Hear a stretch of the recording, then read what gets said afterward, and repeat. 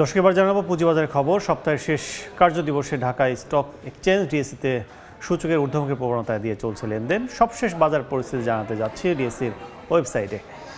একটু যদি জানাতে চাই সেটি হচ্ছে যে সবশেষ গতকাল যে কার্যদিবস গেছে সেটি কিন্তু বলা চলে যে সবগুলো সূচকে আমরা দেখছি নিম্নমুখী প্রবণতায়। আজকে যেটি দেখছি আমরা শুরুতে কিন্তু প্রায় 1 ঘন্টা লেনদেনের সময় অতিবাহিত হওয়ার পথে, সেই ক্ষেত্রে ঊর্ধ্বমুখী প্রবণতায় চলছে লেনদেন।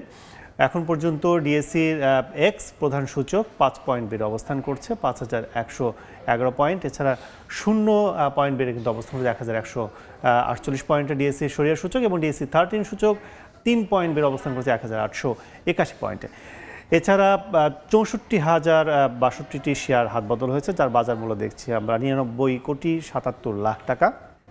187টি প্রতিষ্ঠানের শেয়ারের দর ঊর্ধ্বমুখী, 110টি নিম্নমুখী অবস্থায় রয়েছে এবং অপরিবর্তিত রয়েছে কিন্তু 28টি প্রতিষ্ঠান। এখন যদি বলি যে টপ 20 যে প্রতিষ্ঠানগুলো রয়েছে তার মধ্যে দু একটি জানানোর চেষ্টা করি। সেটি প্রথমে দেখছি আমরা বীজ হ্যাচারি প্রতিষ্ঠানটির শেয়ারের দর 98 টাকা বিক্রি হচ্ছে, সর্বোচ্চ কিন্তু আমরা দেখছি 101 টাকা 50 পয়সা এবং সর্বনিম্ন ছিল 93 টাকা।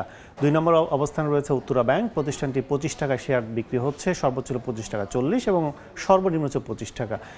3 নম্বর অবস্থানে রয়েছে বাংলাদেশ শিপিং কর্পোরেশন, 4 নম্বর অবস্থানে রয়েছে বেক্সিমকো ফার্মা এবং 5 নম্বর দেখছি আমরা ইস্টার্ন লুব্রিক্যান্ট। তো সব মিলে বলা চলে যে ঊর্ধ্বমুখী প্রবণতার মধ্য দিয়ে যে লেনদেন শেষ হচ্ছে আজকের কার্যক্রম। এখন পর্যন্ত আমরা দেখছি ঊর্ধ্বমুখী, দিন শেষে বলা চলে যে ঊর্ধ্বমুখী প্রবণতা শেষ হলে পুঁজিবাজারে বিনিয়োগকারীদের আস্থা অনেকটা বাড়বে।